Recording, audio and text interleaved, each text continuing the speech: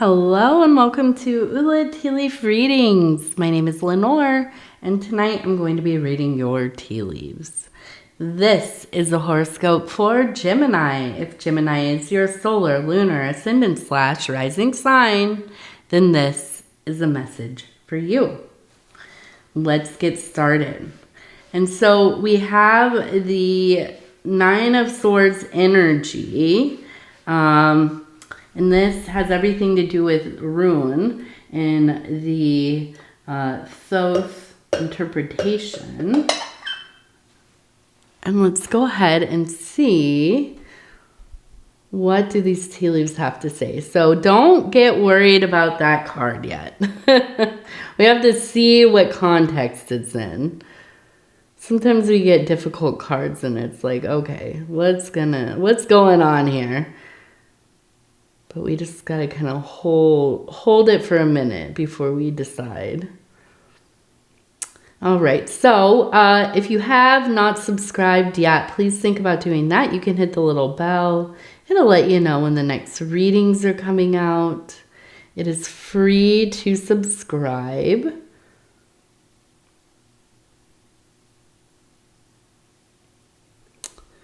Okay, so we have a few sevens here.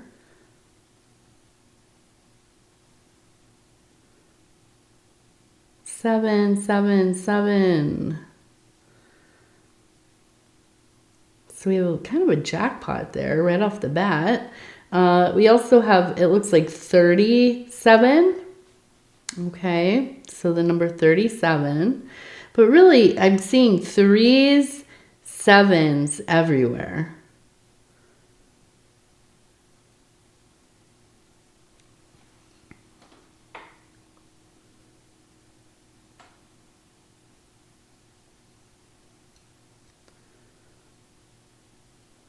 Okay, so let's get started. I want to look, where are we going to start here? I want to look at this right here.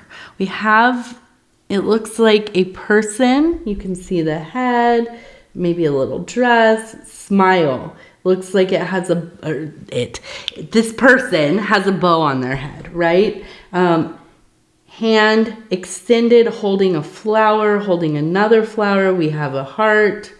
Let's see, we have somebody behind them. It looks like they have a message with the bird above their head. So we have a messenger.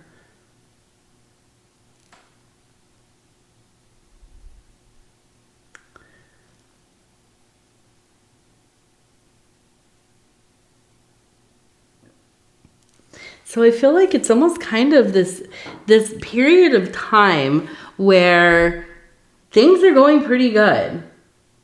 I mean, they're going pretty well. And I almost feel like it's like this end of the year type of deal. Now we're in the middle of the year. And this is mostly just the northern hemisphere. As I found out, in the southern hemisphere, people graduate in November or December, which makes sense. It just seems so strange. It just seems weird. But it does make sense. So, you know, I think it's so much related to the end of the cycle of this transitional season. We're getting close to going into summer or winter. A lot of people are ending school in the northern hemisphere.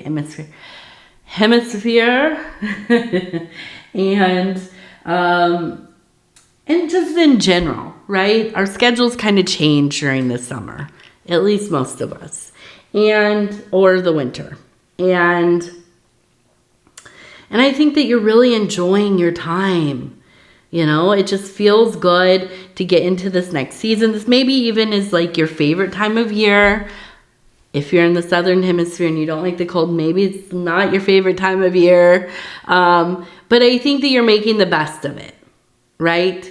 And I see kind of sitting here, flowers everywhere, blessings, enjoying, feeling confident about the things that you have accomplished, the things that you want to accomplish, feeling capable, intelligent, clever, all of the things. And there's that feeling, that little tickle. And that is, when is the other shoe going to drop, right? What is going to happen? Everything seems so good. What's going to go wrong? And I think that's this energy that we have, is that everything coming together, trying to be in the moment, trying to be present in this blessing of a moment. But still having that feeling like something is going to, just happen. What is the bad news I'm going to get? Right? And I feel like it is.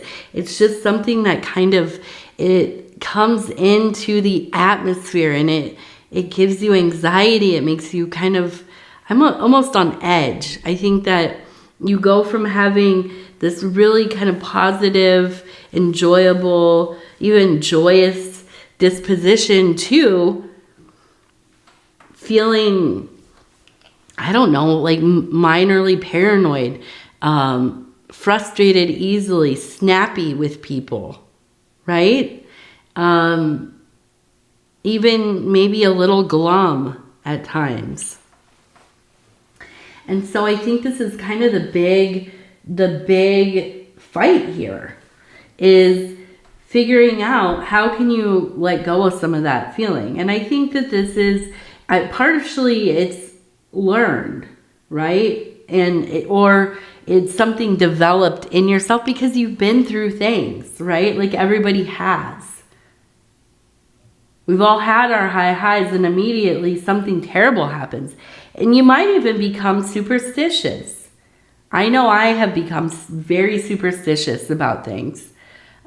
When things go well, I fully believe that I have to balance it out. And I feel like everybody should balance it out by being of service to others, to volunteering, to giving of your time, to helping other people. And, part of that's because, I like to help other people. I like to,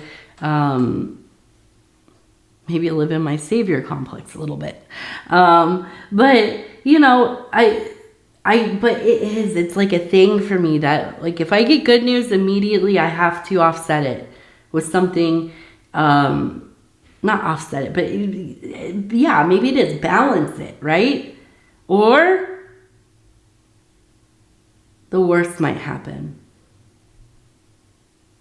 And usually, nothing really does. I mean, there's inconveniences, but I ruin it for myself because I'm worried.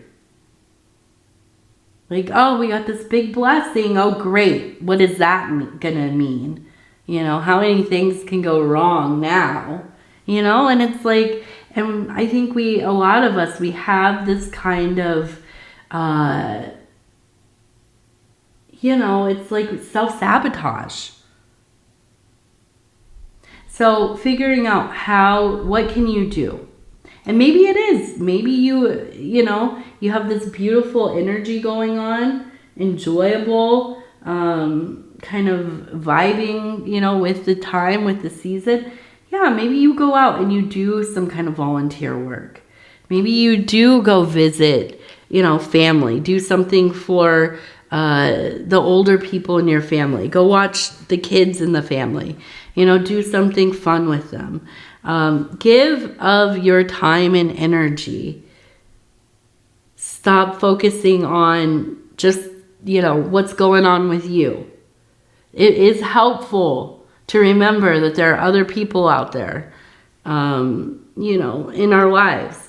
I myself forget about this. Obviously I have my daughter and my husband with me all the time, but I forget sometimes, wrapped up in our own busyness and our own little family you know, happenings and joys and dramas and ordeals and everything.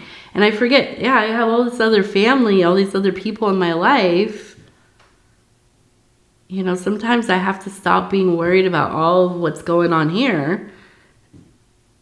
Go out and do other things, be with other people, you know, go spend some time helping. And I feel tons better. I do. You know, I don't know if it works for everybody that way, but it does for me. It is medicine to be of service. And so don't let it sink ya. You know, that's the big thing. Find something else to do. Don't focus on it. Let the thoughts come and let them go. Don't fixate. Okay? Now, let's see. What else do we have going on? I wanted to look.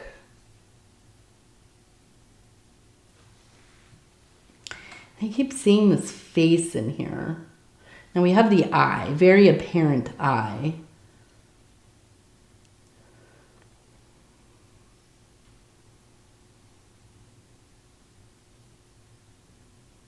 I just feel like it's this feeling of being watched by somebody.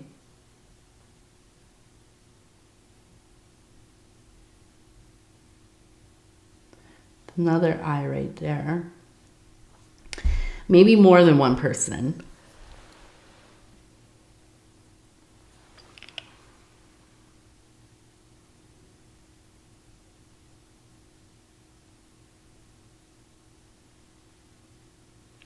Now it looks like it's 373. We also have the solar disc up here. So illumination. I do, and I feel like there is somebody just watching you. I can't see, and we have two eyes up here too. And I feel like this is like maybe somebody you don't really even know that well. But they've really like fixed their gaze on you. And maybe this is somebody you work with, maybe this is somebody somebody you know just, you know, as an acquaintance, or maybe you've never met them, but you have a routine and it's somebody that, you know, has noticed you. Like you go to the same gas station every day for your coffee or whatever. Or maybe it's somebody online, you know, just kind of lingering, lurking around. It doesn't feel dangerous necessarily, but I don't know. I feel like there's a sense of like, I'm noticing this.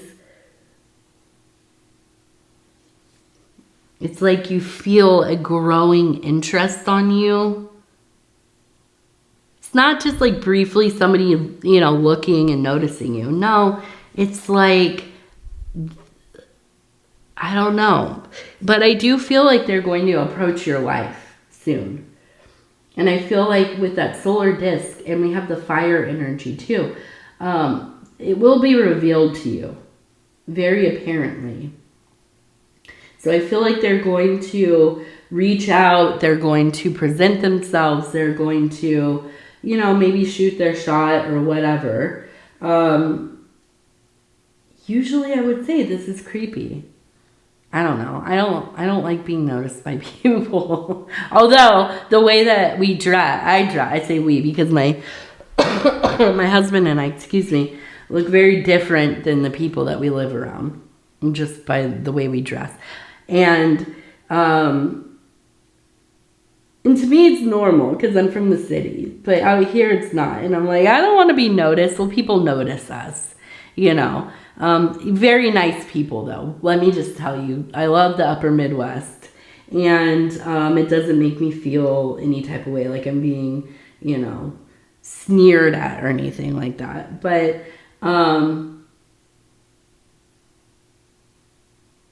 have somebody kind of, you know, just have some kind of interest in you and getting closer and closer. It just feels, you know, There's something about it. But sometimes you might be surprised. I'll tell you, my husband, shout out to Devin Serpentero,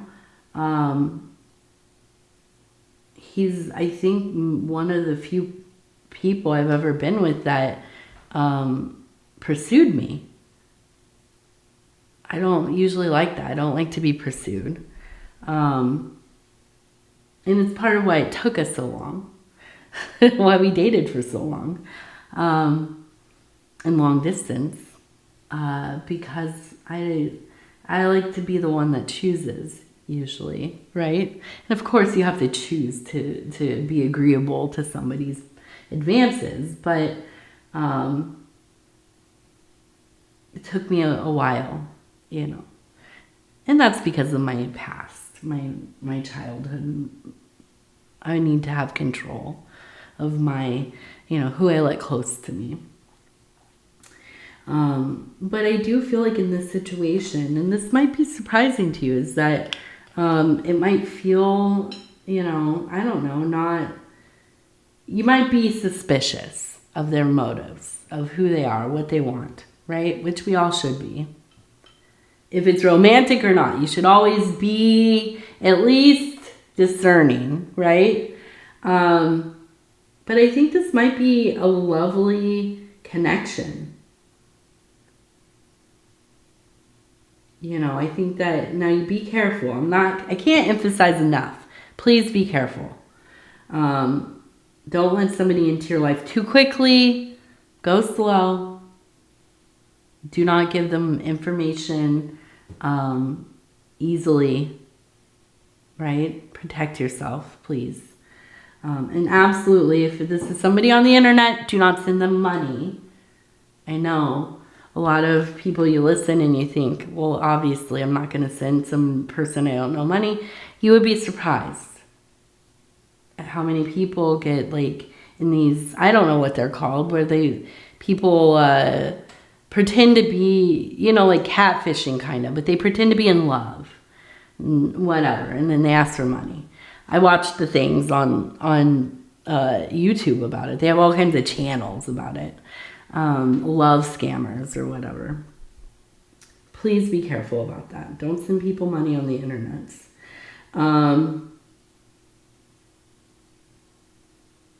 But, you know, I just have this feeling because we have that fire and it feels like you might be like, oh, hey, this is, you know, and maybe it's just me because I'm not used to meeting people in the wild.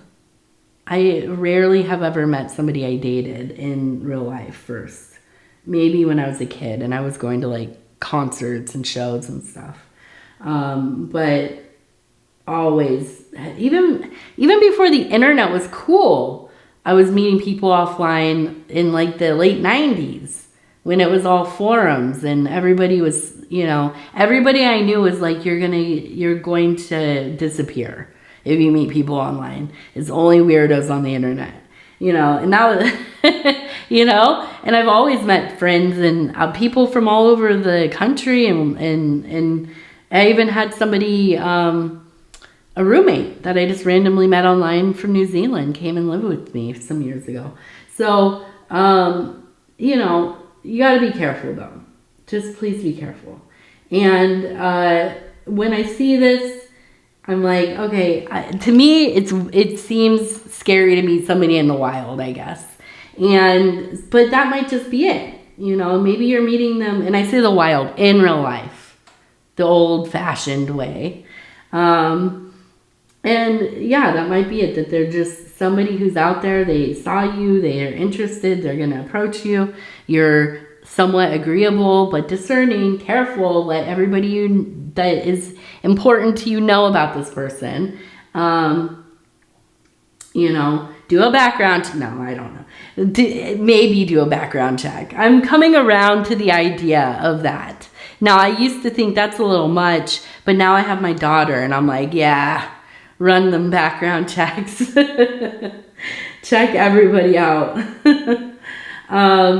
So, yes, I think, you know, this might be something that, I don't know, a new friendship, maybe somebody you might date, hang out with, get to know. Now, I keep looking at this. We also have a fire sign up here, and we have, it looks like a ribbon, a survivor of some kind, okay? And this seems like a, well, I feel like they're maybe even going through it.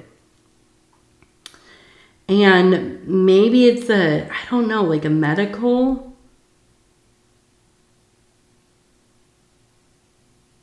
I mean, it might be, that's what the survivor things usually are, medical or, yeah, I think they're all illnesses. Now I'm trying to think what else the ribbons are for, but, and I feel like this is somebody, it is somebody close. I keep thinking, is this your mom or sister? Mom or sister, maybe? They might be a fire sign. But it could be the passion, right? When I see the fire symbol, I think, oh, okay, so this is that kind of creative energy, right? The thing that brings life to all things.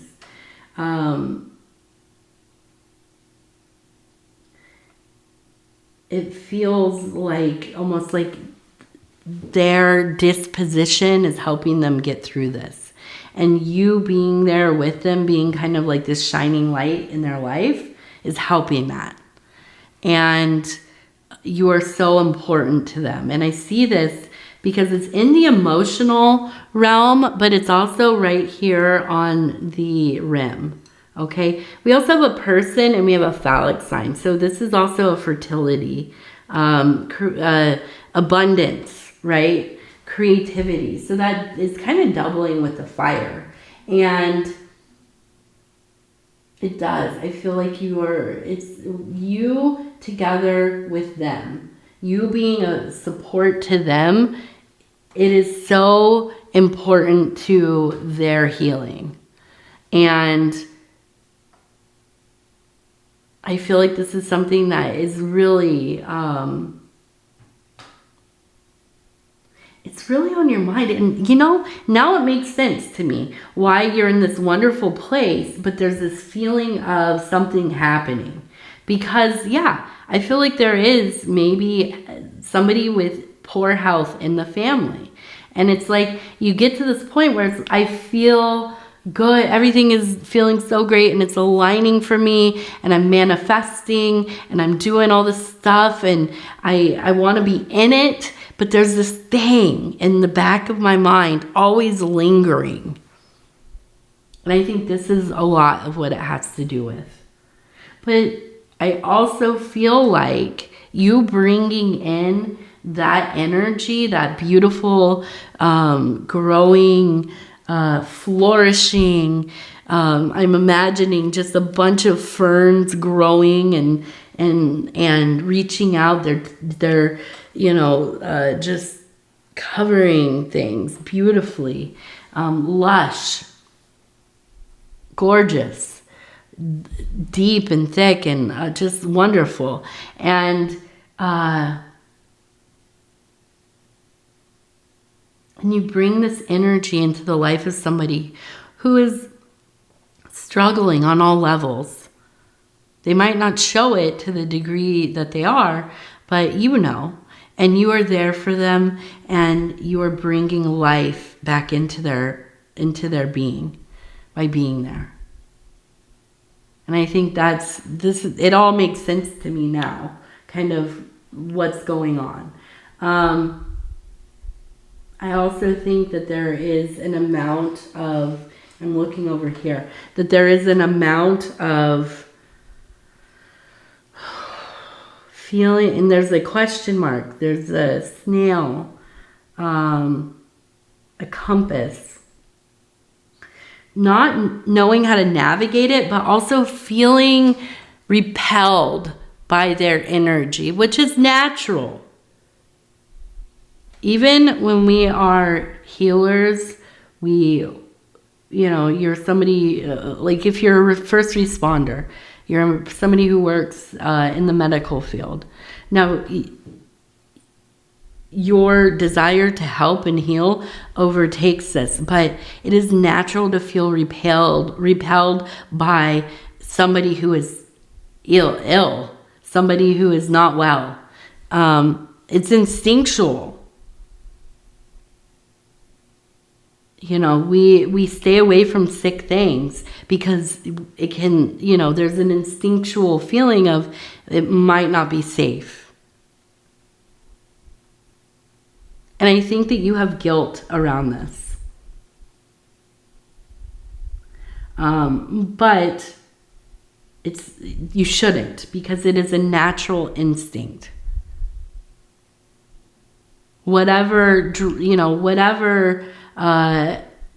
archetype or personality or drive that you have, it overtakes that instinct.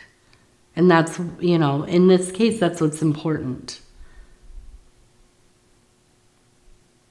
And so it can feel like you're at odds sometimes, but, and you can feel like, I feel guilty because I don't want to be there every single day, but I feel like I need to be. And then sometimes I need to take some days off, or I have to work and I can't be there. Or I forgot to call today or whatever. And you have to be easy on yourself. You might not be the primary caregiver in this situation, but you are a support person. And you have to be in your own power to be a good support person, right? So that means you need rest. You need a reprieve sometimes. And if you just can't face it today, then you can't. And you have to be able to tell yourself that's okay. Don't burn yourself out. Don't traumatize yourself. Take it slowly. That's why we have that snail. Go slow with it. Be there in the ways that you can be. Yes, push yourself a little bit further if you can, but don't overdo it. It's not helpful to anybody.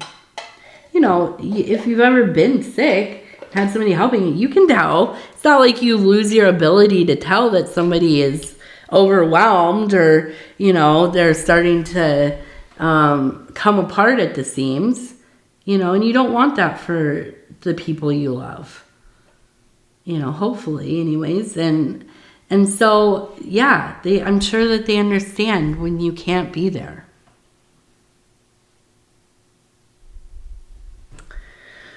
All right, Gemini, I'm going to take a little drink here. I'm getting dry. I just appreciate you so much for putting up with my voice. I know it's just so lovely.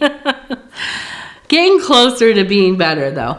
I felt so bad yesterday. I was taking my daughter to preschool. Now, she's a lot better. She's like, not 100% because she has a cough left over.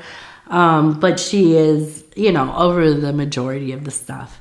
And I knew that other kids were sick in the class, but even the teachers got this respiratory thing so bad. Nobody has a voice. I can only imagine what that class was like yesterday. Everybody's voices were bad, like mine is. So anyways, let's see. We have the Wild Offering Oracle cards, and I'm just going to go ahead, flip through, and stop where it feels right. It says, perfectionism. Permission to make mistakes is so freeing. It's the root of creativity and change. Allow me, divine, to make as many mistakes as I need. Free me from the prison of perfectionism. Free me from it. All right, Gemini, I love you. I thank you for spending this time with me. And if you would be so kind as to like the video, it helps the channel. If you haven't subscribed yet, please think about doing that. It is free to subscribe. And if you'd like to leave a comment, please do. I'd love to hear from you. And with that, I'm going to let you go. Go fix my voice up. I have one more reading. And yes, I love you. I love you. I love you. Take care of yourself. We'll talk in a few days. Good night.